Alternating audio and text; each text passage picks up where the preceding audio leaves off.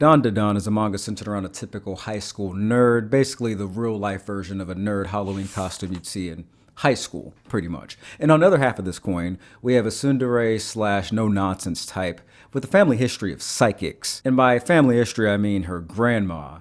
And by her grandma, that's not a fucking grandma. So with that said, her family has a personal history with the paranormal. They don't want some romance, quirky, tropey characters, the battle shonen mechanics, some transformations, and a little bit of corny dialogue. Throw it in the oven and you have Dandadan. Hello, I am AJ and I've read 111 chapters of Dandadan out of 163 currently out. And I still don't know what Dandadan means, but what I can do is tell you a little bit about this manga and whether or not it's worth giving a read. Or, if you're anime only, whether or not it's worth picking up whenever it comes out in October. I'll be explaining the general plot along with the setup and structure of the series, showcasing some of the main characters, and getting into the powers and general conflict in the series. So obviously there's going to be some manga spoilers coming up from this point. Nothing series breaking, but just enough to give you an idea of what this manga is supposed to be about. Now with that and all the introductions out of the way, let's peel the top off of this can of insanity and just dive into it. Dandadan is a romance comedy battle shonen. It's chock to the brim with anime and Japanese media references like JoJo's Bizarre Adventure, Gundam, Ultraman, and so much more. It's bright, it's colorful, it's so colorful, and at times a little corny. And we're definitely going to get into all that stuff in just a little bit. So let's kick this off and allow me to introduce you to our male lead protagonist, and his name is Ken Takakura. He's a run-of-the-mill nerd and high school outcast with a particular interest in aliens, although our other lead protagonist refers to him as Okarun. Ken, or Okarun if you prefer, he's an earnest young man seeking to do right by the people that he cares about and willing to put other people above himself, especially when their life and safety is in jeopardy. And that does extend to putting even his own life on the line. He's very shy and easily embarrassed, especially when it comes to his romantic interest, Momo Ayase, who is actually our female lead protagonist. Momo is a typical tsundere personality type, meaning she's a little rough around the edges and a bit reluctant to open up at first. And over time, she gets a little softer and a little kinder, and we grow to love her just that much more. She's really straightforward, she's really confident, and a bit of a hothead when something pisses her off. She has a very clear dislike of people picking on the vulnerable, and really, if you betray the people you trust, that's something you just don't do around Momo Ayase. However, those characteristics get a little overshadowed when it comes to her developing crush for Ken, or as she calls him, Okarun. And the reason why she calls Ken Okarun is because Okarun is short for the occult, and she's just too shy to say his name Ken Takakura because that's the name of her celebrity crush. And since she's now developing feelings for Ken and not really wanting to admit it, she just calls him Okarun. That's the long story short, which you see pretty much in the first chapter. So you're already starting to see the building blocks of the teen romance comedy that they're setting up here in the show. Momo puts her guard up and Ken just gets really easily flustered around her and always tries to impress her in some way. As the series goes on, this pair gets a lot closer, their feelings get stronger, and they get a little more forward, but not directly just saying it. So that's where some of the romance and comedy come into play and how these interactions play out. The pair begin their friendship with each of them doubting the other one's interests. So Momo doesn't believe in aliens and Ken doesn't believe in ghosts, which I don't know how you square that in your mind. Like, they're not similar, I guess, but they're both far enough out there where if you believe in one, I don't understand why you don't believe in the other. Momo's like, aliens aren't real, and Ken's just like, bro, what are you, crazy? There's not any ghost, all right? So in order to prove to the other one that the thing that they actually think exists does exist, they send each other to the respective rumored hotspots of the ghosts and the aliens. So Momo goes where the aliens are supposed to be, and then Ken goes where the ghosts are supposed to be. And surprise, surprise, they run into both at the same time. And I would imagine, just like in real life, these encounters go about how you would expect. So when Ken goes to the rumored ghost location, he does run into that ghost. And yes, this is real dialogue in the show. I'm not pulling your leg. This is actually how they talk pretty much throughout the entire manga. But he ends up getting possessed by this ghost, whose name is Turbo Granny. Yes, it's Turbo Granny.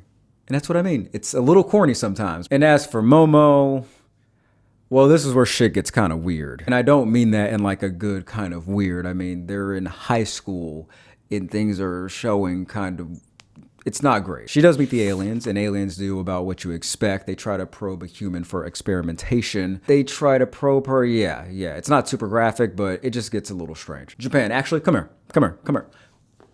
What the fuck? Okay, we're just gonna move on. So in this encounter, when she's getting attacked by the aliens, she unlocks her psychic prowess, which, again, she has a family history of psychics, so it's not something unique to Momo. And that is the general setup for the series. They get into plenty of misadventures where they run into other ghosts and aliens and handle whatever threat comes their way from that point. They level up their skills, they learn new powers along the way, and then they make a lot of friends, because there's a lot of characters in this manga that have pretty significant relevance throughout. And I'm going to talk about some of those friends right here, actually. So first we have Aira Shiratori. She's a self-absorbed popular girl with a particular mean streak who slowly morphs into the yandere personality type. Basically overly lovey and a little obsessive, at least at first.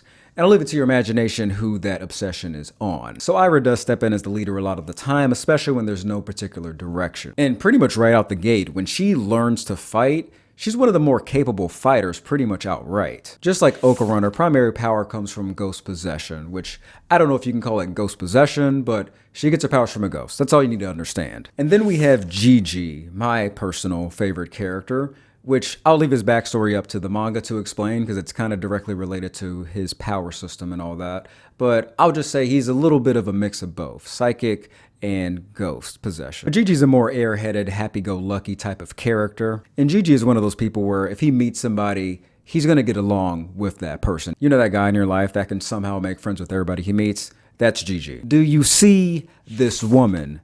She is not a grandma, but she is. She is somehow a grandma. She's a veteran psychic medium who's been involved with the paranormal for pretty much her entire life. She's the primary caretaker of Momo and acts as a mentor for the rest of the crew. And frankly, she's the only adult and parental figure we see throughout the entire manga. She's badass, she's hot, she has a tall hairstyle like Marge Simpson, and pretty much swings a bat around as her main weapon. She likes to cook for Momo and her friends and does not take kindly to those wasting food. In fact, she highly encourages you to eat all of your food. And she loves compliments. She loves compliments. And lastly, and this does not mean this is the last character that I could introduce, it's the last one I'm just going to be talking about in this video, we have Turbo Granny. So remember earlier when I said Okarun was possessed by Turbo Granny?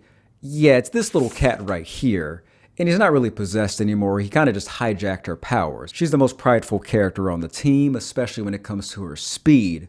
I mean, she is named Turbo Granny after all. And her speed is no joke, she is literally the fastest character. Well, not her anymore, technically Okarun is, since he has her powers now, but she was the fastest character. She'll help out with whatever she feels like helping out with, and that's not every single time. As I just mentioned, there are some more recurring characters that come up, but we'll say that for another time as I talk more about Dandadan in future videos. So I've already sprinkled out plenty of breadcrumbs about the power system in this series. The majority of the main cast use the powers gifted to them by their ghost benefactors, with the exception of Momo, who uses her psychic powers. Okarun turns into this thing, admittedly very cool, specializing in speed and power with the added bonus of depression. Aira dons this form here, and she has great acrobatic skill and the ability to manipulate her hair however she wants. For mobility, combat, you name it, she can do it with her hair. Momo's main psychic power is telekinesis, and she can also project her psychic energy outwards, kind of like a spirit gun or a Kamehameha wave. And Jiji's a little more complicated, so I'm not going to get super into it, but he's essentially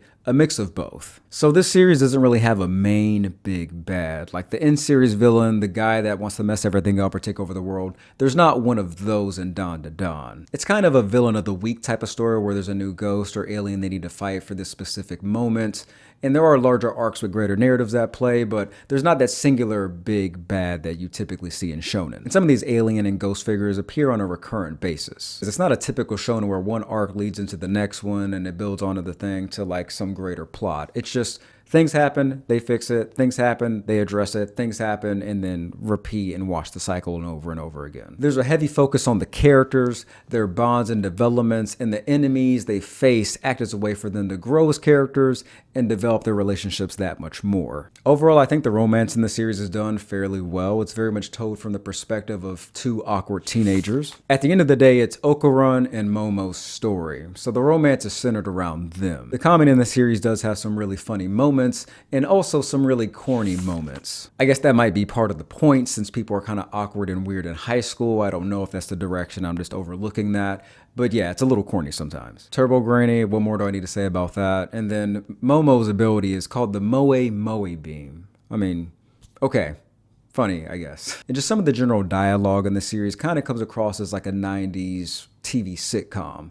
I don't know if it's just the language barrier between Japanese and English translation or what, but it just comes off a little awkward. But when Dandadan is funny, it's pretty fucking hilarious, especially with how obtuse some of these characters can be. And really quickly, I just want to touch on this because this is one of the big selling points of Dandadan. The art is phenomenal in this series. It is really, really good. Like, I'm talking a typical panel is the equivalent of what you would see in another shonen, where it's a double full spread where they put all their time and energy into it and it looks really good. That's like an average panel for Dandadan. Like, he is doing that every single chapter. It's really consistent. I love all the character designs. I feel like they tell the story of the character very well. And the colors they pick are really twisted, bright, and interesting. Like these neon colors, the pink hair, stuff like that looks really cool. Obviously, the color isn't something you're going to see frequently in the manga since mangas are black and white.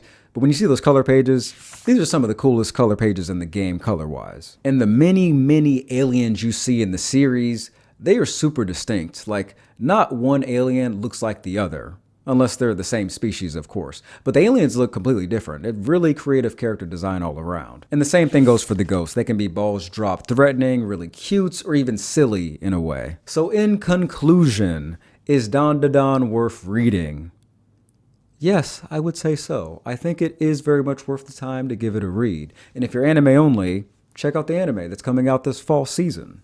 If you enjoyed this manga recommendation video, please leave a like on the video, subscribe to the page, and hit that notification bell if you want to be the first to see what I come up with next. And with that, that's all I got. Thank you for watching, and I will see you on the next one.